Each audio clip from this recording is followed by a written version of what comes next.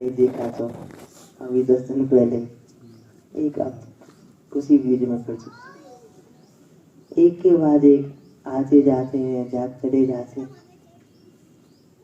इनको देख के हमें भी शिक्षा लेना कि जंगल में तो आग लगी है, लेकिन यही मत देखते रहो कि वो हिरण जल गया, वो पेड़ जल गया, वो शेर जल गया।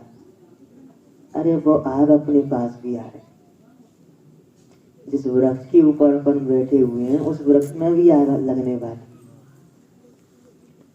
लेकिन लगे उसके पहले सावधान हो जाएं, उतर के वहां पहुंच जाएं जहां आग का प्रवेश है। उस स्वरूप में पहुंच जाएं जहां मरण का प्रवेश है। किसी भी क्षेत्र में हो, किसी भी काल में हो, कितने ही बाहर के संयोग साधन जुटा लें, लेकिन मृत्यु रूपी शत्रु प्रवेश कर ही जाएगा। एक आत्मा का भेद के लाई ऐसा है जहाँ मृत्यु रूपी शत्रु प्रवेश नहीं कर सकते। देखो छूटेंगे तो सही, अध्रुव को ध्रुव बनाने की तो कोई व्यवस्था नहीं। ध्रुव स्वरूप को पहचान कर सुखी हो जाए ये व्यवस्था है। मृत्यु को टालने की तो कोई व्यवस्था नहीं है, लेकिन सुधारने की व्यवस्था है। संयोग और शरीर तो तीर्थंकर के भी ध्रुव नहीं रहे, उनके भी वे संयोग समोशरण की भूति भी छूटी, परम औदारिक शरीर भी छूट गया, लेकिन सब छूटने पर भी वे दुखी नहीं। अर्थात हम भी उसी मार्ग को अपनाएं कि भले ही सब छूटता भी रहे तो भी हमें दुख नहीं। मरण को टालना संभव नहीं है, लेकिन मरण के काल में दुखी नहीं हो ये संभव है। और शांत भावों से, निकषाय भावों से जो मरण होता है, देह का छूटना होता है, उसी को ही समाधि मरण कहा जाता है। इसमें दुखी होने की और भयभीत होने की कोई बात नहीं, क्योंकि दुखी होगा, भयभीत होगा तो अभी वस्तु का स्वभाव तो बदलने वाला है नहीं। जिसका जन्म होता है उसका मरण होता है, जिसका संयोग होता है उसका वियोग होता ही है, जिसका उत्पाद होता है उसका व्यय होता है। लेकिन प्रसन्नता की बात तो ये है, ना मेरा जन्म हुआ और ना मेरा मरण होगा, ना मुझ में संयोग है ना मुझ में वियोग है, मैं तो है तत्व। मृत्यु से बचने का उपाय क्या है? अपने को अजर अमर आत्मा देखना, जो छूटने वाले उनको पहले से छूटे हुए जानना, भिन्न जानना, यही उस काल में दुखी नहीं हो ऐसा उपाय है। भयभीत होने पर, दुखी होने पर भी संयोग का वियोग तो होगा, देह का छूटना तो होगा। अरे उसके पहले वो उपाय करने हैं। भयभीत होने से काम नहीं चलेगा, उपाय करने से काम चलेगा। और उपाय क्या है?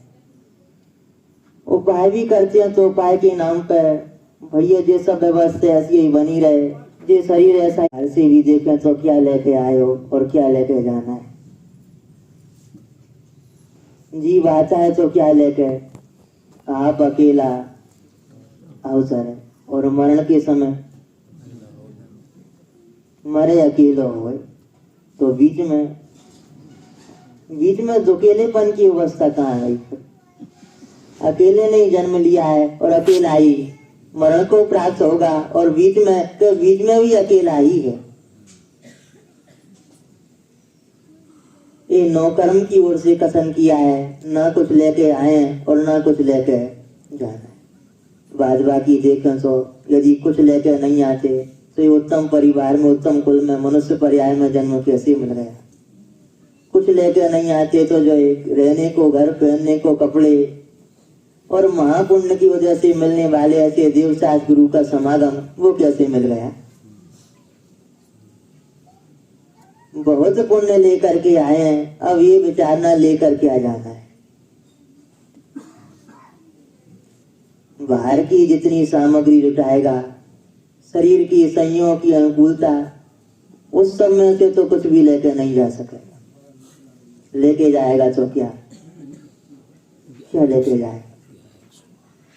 अपने परिणाम से बंधने वाले कर्म को ही लेके जाएगा। जैसे संस्कार डालेगा वे संस्कारों को लेके जाएगा। हमारी आगामी गति कहाँ जाना है ये कौन निश्चित करता है? कि जो वर्तमान का परिणाम है। तेरा वर्तमान का परिणाम ही तेरा भाग्य बताता है, भविष्य निर्माता है। तो जिस संयोग सामग्री को हम लेके ही नहीं जा सकते उसके लिए फिर पाप कार्य क्यों करें? उसके लिए अन्याय आदि कार्य क्यों करें? उसके लिए दुर्लभ मनुष्य पर्याय को क्यों खोजे रहें? इस मनुष्य पर्याय की एक एक समय की ऐसा कीमती है कि चक्रवर्ती अपनी सारी संपदा देकर खरीदना चाहे तो अभी एक समय को भी खरीदने को समर्थ नहीं। और ऐसी दुर्लभ मनुष्य पर्याय यदि जो छूट जाने वाले हैं उन्हीं की संभाल में चली गई तो कहाँ जाएगा? संयोगों की संभाल में, शरीर की संभाल में, भोगों की संभाल में, इनकी आसक्तता से तो पाप ही का बंध होता है। और पाप को लेकर कहाँ जाएगा? तो घाटे का सौदा किया। बहुत पुण्य लेके आयो और धर्म लेके जाना है। धर्म में पुण्य से भी उत्कृष्ट वस्तु है। यदि पुण्य लेके आए और पुण्य ही लेकर चले गए तो अभी घाटे का ही सौदा किया।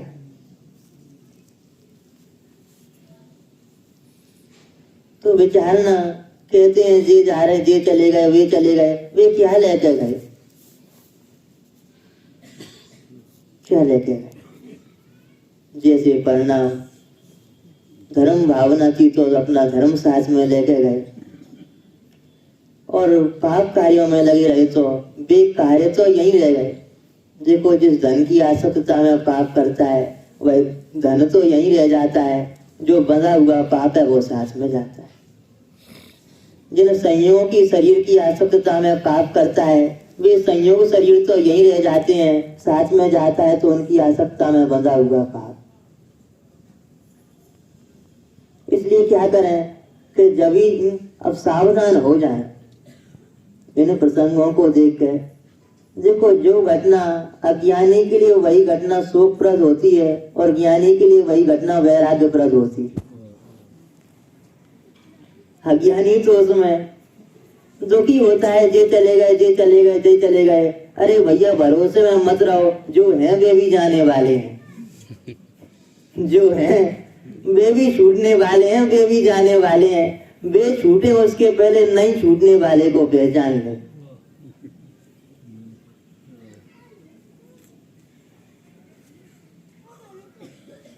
तो इन घटनाओं से सावधान होकर इन्हें वैराग्य प्रसंग कहा। ये कह रहे थे अज्ञानी के लिए वो शोक करता है और ज्ञानी उसे देख कर विरक्त होता है।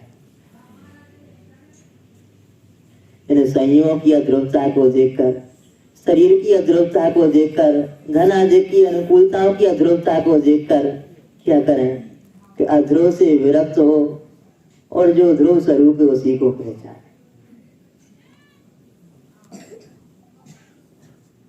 जब अमर स्वरूप की दृष्टि होती है तो कुमरण का अभाव होता है और अपने अजर अमर स्वरूप में लीनता हो जाती है तो मरण का ही अभाव होता है।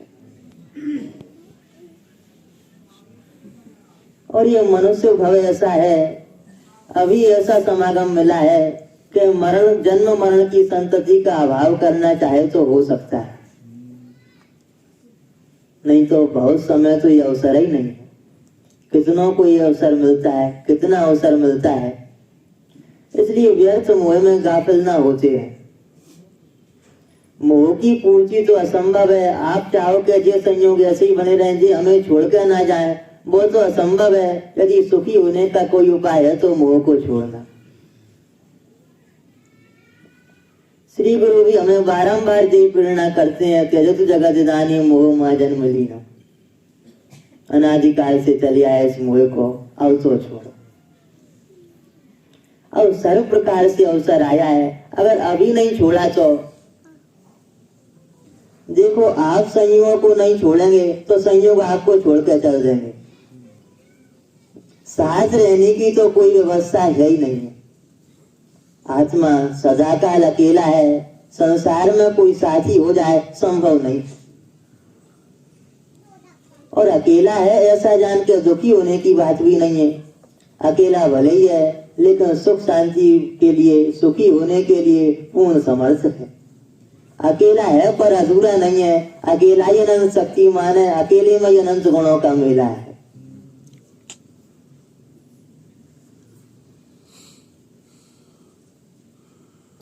साथी की अवस्था के संसार में है नहीं, तो क्या करें? जब पर का मोह छोड़कर सुखी हो, बस यही व्यवस्था है कि हम नहीं छोड़े तो, कि नहीं भी छोड़ोगे तो तुम्हें संयोग छोड़े। नहीं जाना चाहोगे तो भी निकलना पड़ेगा, लेकिन भैया पड़े पड़े निकलो, उससे अच्छा है कि खड़े खड़े निकल जाओ। निकलना तो पड़ेगा, पड़े पड़े निकलो, उसके पहले खड़े खड़े निकल जाओ। मतलब अपने स्वरूप की आराधना के लिए उन सब अद्भुत संयोगों को छोड़कर निकल जाओ वहां से और अपने आत्म स्वरूप की आराधना में लग जाओ।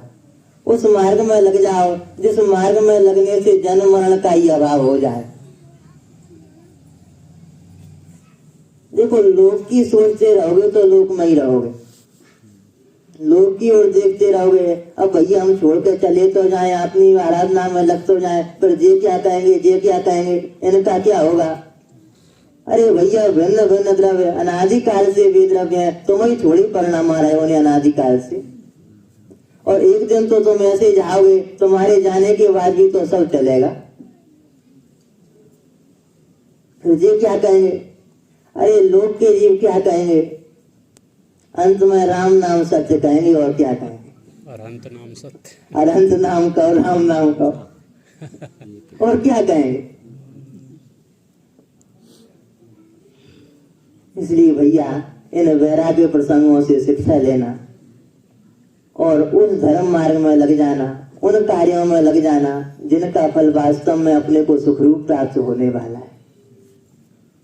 नहीं तो शरीर संयोग, अरे अनंत जीवन तो हमने बता दिए। हम पूछते हैं आपका पूर्व जन्म का परिवार कहाँ है?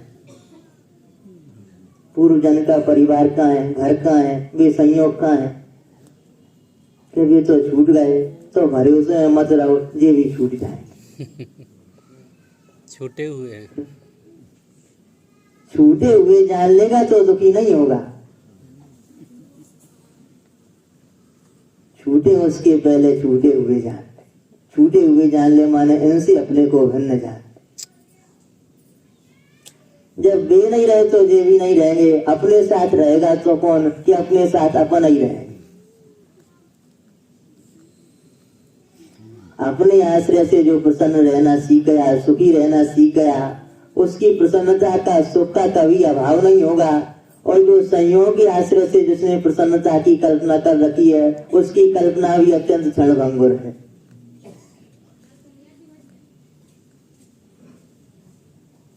इसलिए मात्र शमशान वैराग्य नहीं, शमशान वैराग्य माने परिचित हो गए शब्द से, बस भैया आप सवई ऐसे सवई पर उन्हीं कामों में लग गए। सच्चा वैराग्य जगह संयोग, संसार की संयोग की अनित्यता को देखकर अपने नित्य स्वरूप की शरण में, संयोग की असरणता को देखकर अपने नित्य स्वरूप को पहचाने, संयोग की असारता को देखकर सारभूत अपने समय सार की शरण में।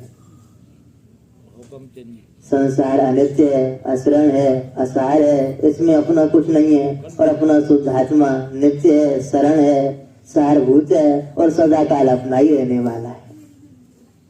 जग में जिसको निज कहता मैं, वह छोड़ मुझे चल देता है। इसमें गलती उसकी नहीं है। जो छोड़ के चल देता है गलती उसकी नहीं है, गलती अपनी है। अपन छूटने वाले को अपना कहती क्यों है? उसे अपना क्यों नहीं कहते जो कभी छोड़ के नहीं जाता? अरे श्री गुरु कहते अपने स्वरूप को अपना कहते तो देख तू अनंत काल तक तुझे छोड़ेगा।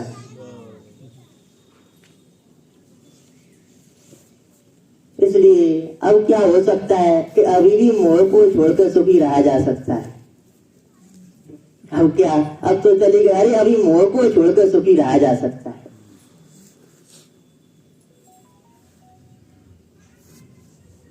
इसलिए झूठे वृथा और दुख के कारण रूप इस मोह को छोड़ें। इस प्रसंग से इन समस्त शरीर संयोगों की अध्रुवता को जानकर उनसे विरक्त हों और बड़ी दुर्लभता से प्राप्त किए अवसर को देव गुरु धर्म की शरण में आकर तत्वार्थों का निर्णय कर भेद ज्ञान की भावना भाती स्वरूप की प्राप्ति करें। उस स्वरूप की प्राप्ति से रत्नात्रय से इस जीवन की सार्थकता है। नहीं तो जीवन पूरा तो हो ही रहा है। लोग कहने लगते हैं भैया हो क्या, अब तो दिन काट रहे हैं हम। अरे भैया दिन नहीं काटो, कर्म काटो। दिन को तुम क्या काटोगे, वो तो छूट ही रही है। पूरा तो जीवन हो ही रहा है, लेकिन जीवन को सार्थक कर लो। और सार्थक किससे होगा?